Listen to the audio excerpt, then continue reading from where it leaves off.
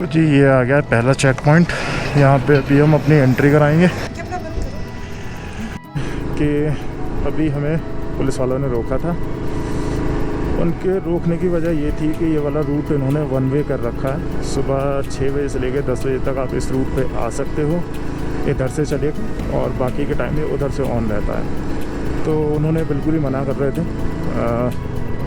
तो ऐसे तैसे मैं हाथ पैर जोड़ के रिक्वेस्ट करके निकल के आया हूँ। उनसे मैंने बोला कि जो हमारे साथ के वो ऑलरेडी वहाँ पहुँच गए हैं और हमारा वहाँ पहुँचना ज़्यादा ज़रूरी है। तो उन्होंने बोला ठीक है जाओ, कोई दिक्कत नहीं, लेकिन सेफ्टी के साथ जाना, और अगर कोई भी कैसी भी प्रॉब्लम हो रास्ते में तो वापस आ जाना। मौसम बिगड़े या कोई और बात हो तो तुरंत वापस आ जाना, उनके साथ के चक्कर में मत पड़ना। बड़ी मुश्किल से निकलने दिया, बहुत रिक्वेस्ट करने के बाद। अब वन वे होने के कारण मुझे जो एहसास हो रहा है वो ये हो रहा है कि हमें कोई बाइक कोई कार भी नहीं मिलेगी पूरे रास्ते। उसका एक फ़ायदा ये है कि हम थोड़ा स्पीड से भी चला सकते हैं बाइक को, जल्दी स्पीड मतलब जल्दी डिस्टेंस कवर कर सकते हैं। और उसका दूसरा लॉस मुझे ये भी लग रहा है कि अगर इन केस ऑफ इमरजेंसी कोई हेल्प चाहिए होगी तो हेल्प करने के लिए हमें कोई नहीं मिलेगा सिवाय आर्मी के। आर्मी के ट्रक चलते रहते हैं, उनका इधर से उधर आना जाना लगा रहता है, प्लस शायद उनकी गश्त भी चलती है साथ ही साथ ट्रक से। तो सेफ्टी पॉइंट ऑफ व्यू से देखा जाए तो ओके है, कोई इशू वाली बात नहीं है। बाकी का चलिए देखते हैं, ऊपर वाला जो करेगा अच्छा करेगा। फ़िलहाल निकलते हैं और निकल के जल्दी से कोशिश करते हैं पहुंचने की पैंगोंग। अभी ये शांति गांव आने वाला है, उसके बाद आएगा चांगला यहाँ से समथिंग अप्रॉक्स 35 किलोमीटर समथिंग है। चलिए टाइम लग के आप मज़े लीजिए, आगे मिलते हैं आपसे।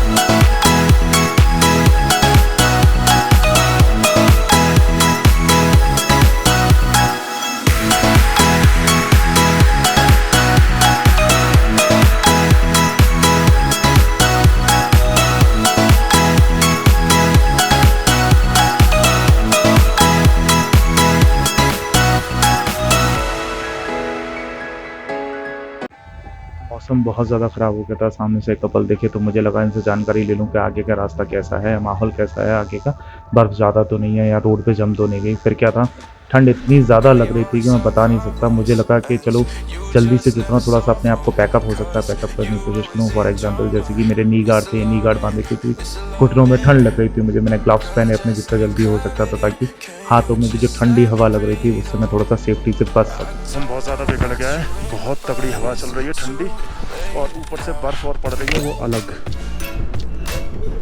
क्या तुम सही हो, ठंड तो नहीं लग रही? चलो जल्दी से रेनकोट बात में।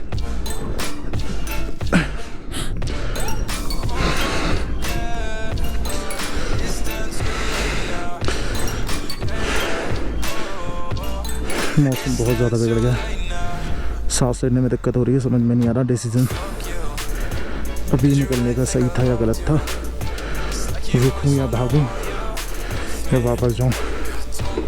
सच में सीरियसली समझ में नहीं आ रहा है, क्या करूं। रुकने का मतलब है हालत और ज़्यादा ख़राब होना, इससे तो आगे बढ़ता रहूँ वो ज़्यादा बेहतर है, क्योंकि मौसम तो यहाँ और ज़्यादा बद से बदतर होता जाएगा। इसलिए मेरी भलाई इसी में है कि मैं आगे बढ़ता रहूँ, भले धीरे धीरे से।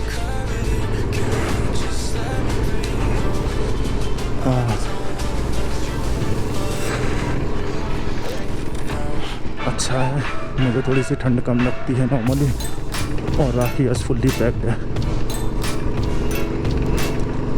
बस मुझे डर ही है, हालांकि बारिश तो होगी नहीं, पड़ेगी तो बर्फ़ ही, अगर गलती से बारिश हुई तो यहाँ पूरे रोड पर स्लश होगा और हालत और भी बद से ज़्यादा बदतर हो जाएगी।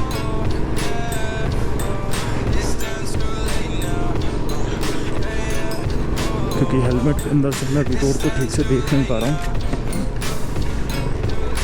और बस अंदाजे पे काम चल रहा है। सच बताऊँ तो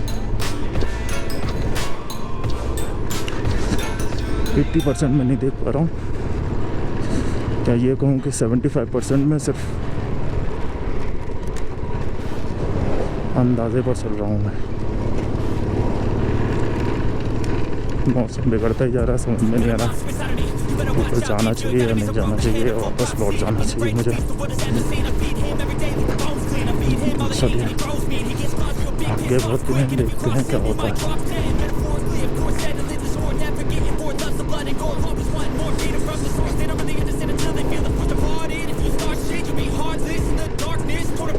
मुझे तो अभी ये भी नहीं पता कि रिकॉर्डिंग हो रही है या नहीं हो रही।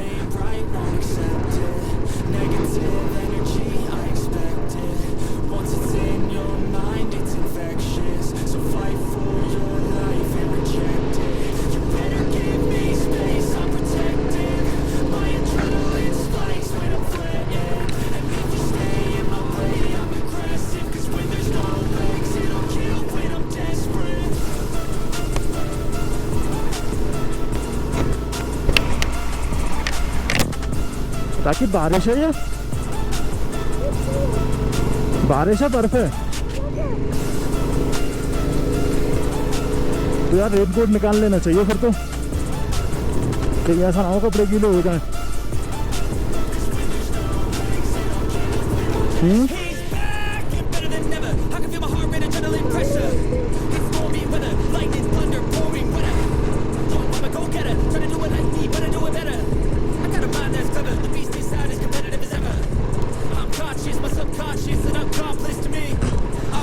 किसी सेफ प्लेस रखूँगा।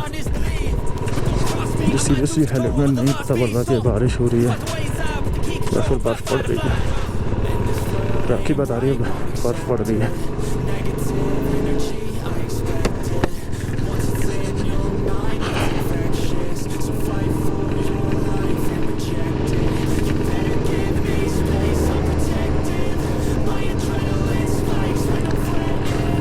वो तो अच्छा है मेरे पास ब्लड है,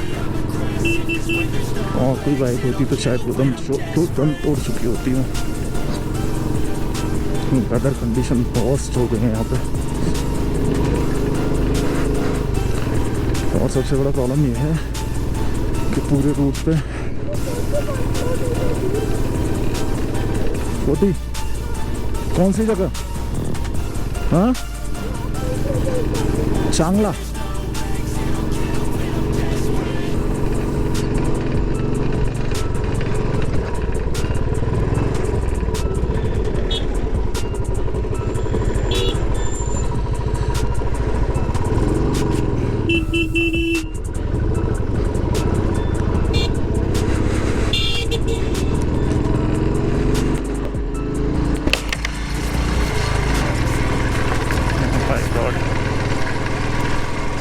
बहुत ज़्यादा ऊंचाई पे है और ऊपर से बर्फ पड़ रही है।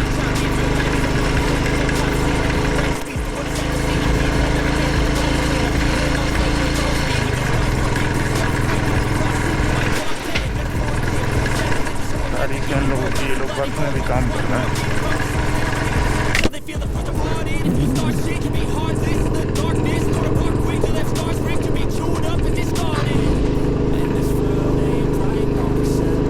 एंटी फॉग ग्लास या एंटी फॉग हेलमेट सिर्फ और सिर्फ ठंड में काम करता है, बर्फ़ में काम नहीं करता। बर्फ़ में कुछ भी दिखाई नहीं दे रहा।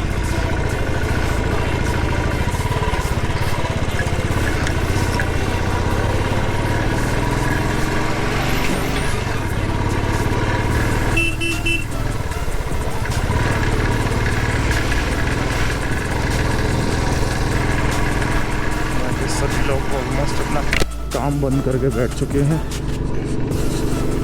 ओहो,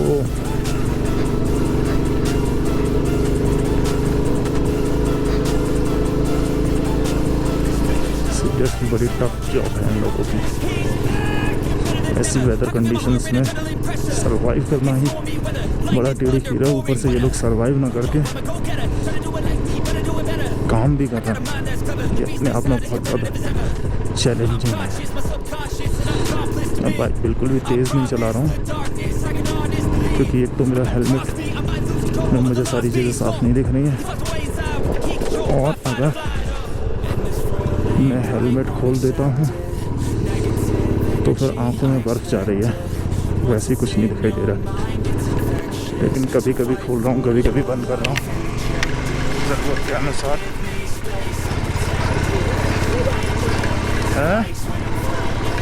हो तो जाएगा, आई नो डैट, मैं कर दूँगा।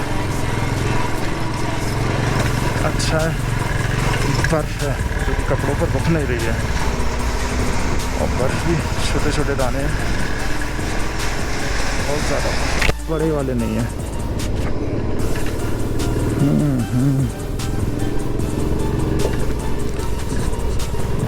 जो बर्फ़ के साथ एक ये भी इशू है कि हर एंगल से आ रहा है, ऐसा नहीं है कि सिर्फ सामने से आ रहा है या आगे से आ रहा है, हर एंगल से आ रहा है। ये भी एक इसके बर्फ़ के साथ एक इशू है।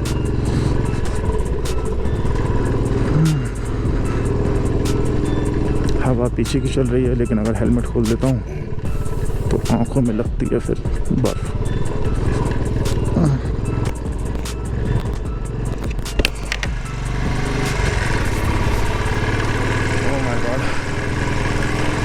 पॉलिथीन ओढ़ कर बैठे हुए हैं, और हम तो अपनी पॉलिथीन इस बार लाए नहीं हैं।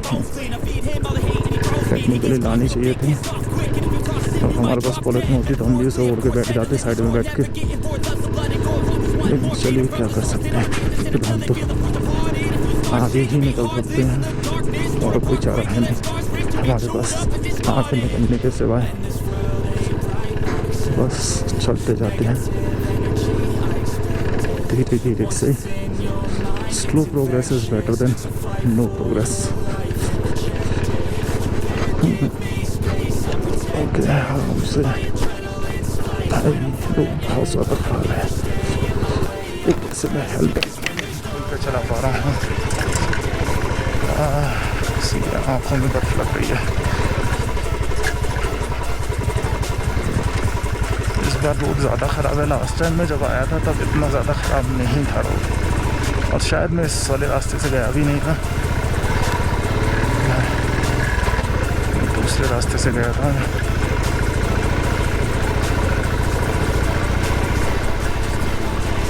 रीज़न ये भी हो सकता है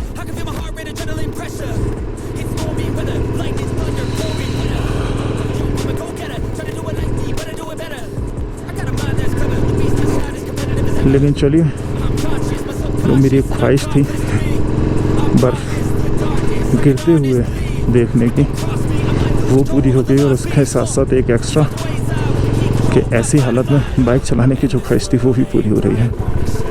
अब मैं कह सकता हूँ कि मैंने बारिश में, बर्फ़ में, हर माहौल में बाइक चलाई है। अगर यहाँ कहीं रुकने की जगह हुई तो मैं ज़रूर रुकना पसंद करूँगा। फ़िलहाल चांगला 12 किलोमीटर दूर है यहाँ से।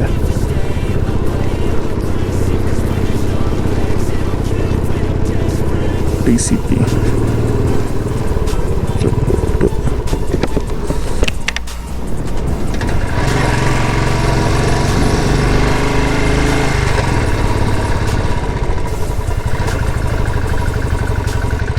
राखी रुक जाए थोड़ा,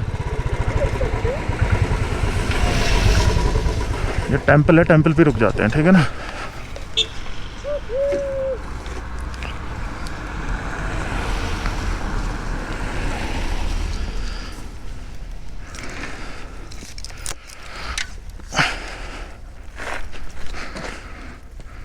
बाकी को तो सब यहीं रहने ही दो, कोई इशू ही नहीं।